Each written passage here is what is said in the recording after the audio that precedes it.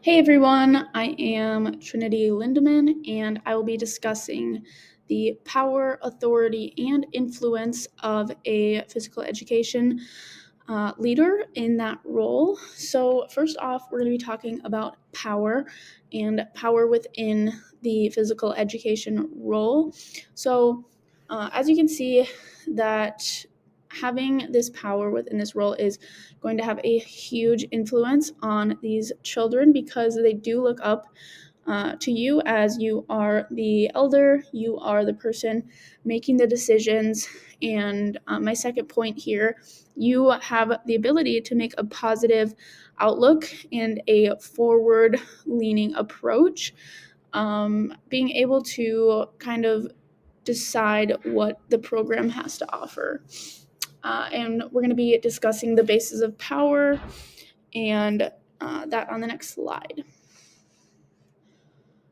So, first we have the legitimate base of power. This is the type of person who feels like they have the right to have the power and that they believe that they are legitimate, and it's more of a belief system.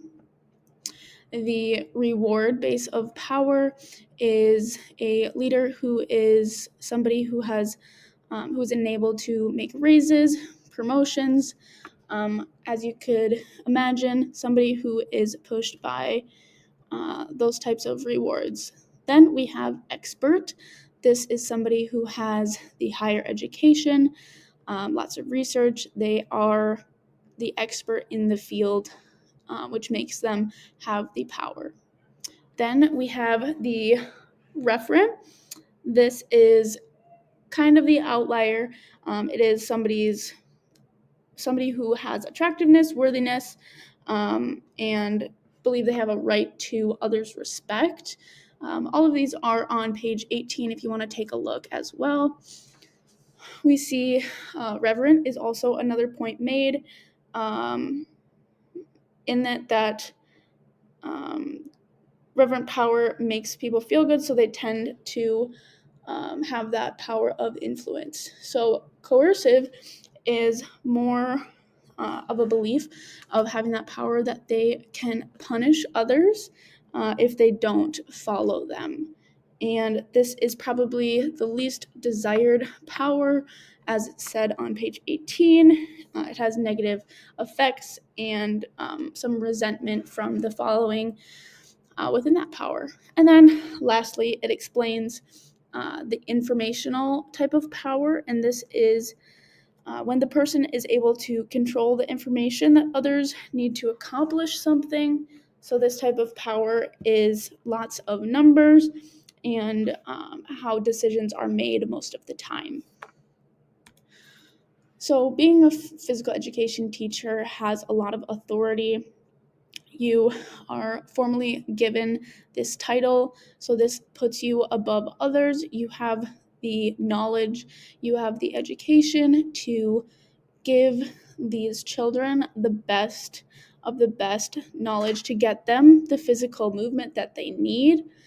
With this authority that has been given to you, you get to make decisions that aren't necessarily written in stone. So sometimes you have to make hard decisions based on curriculum and even having to separate children. If there's an argument, you have that authority and that power as discussed before.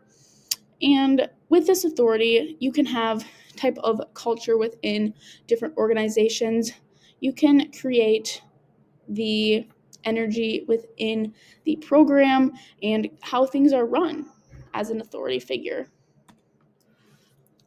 Next, we have leadership in action. This was a big part of my section.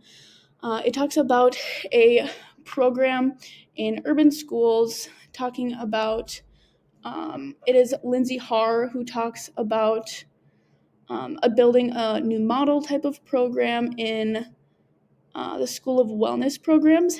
And one of the quotes that I really liked was that they focused on improving instructional quality and developing them as teacher leaders with dedicated instructional coaches assigned to each school.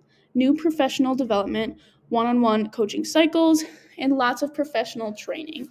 So I really liked this part of the section. It talked about how they really equip the teachers to provide the best education to these kids because they are the next generation and they need to be healthy. And being in a leadership role with those types of ages is really important because we're shaping their brains and shaping the way they think and act as they get older. So another thing that is talked about are the different types of barriers that come along with leaderships. And with these barriers, they talk about having arguments and having to be ethically able to connect with those. And within the article, it explains the shift the culture in the school district had, and that it wasn't only for the community, the public community, that made them change things, but it was for the teachers themselves. So if they felt like there needed to be a culture change, that they did so to make it a comforting community within there as well. And that is it. Thank you guys for coming in here. If you have any questions, just let me know.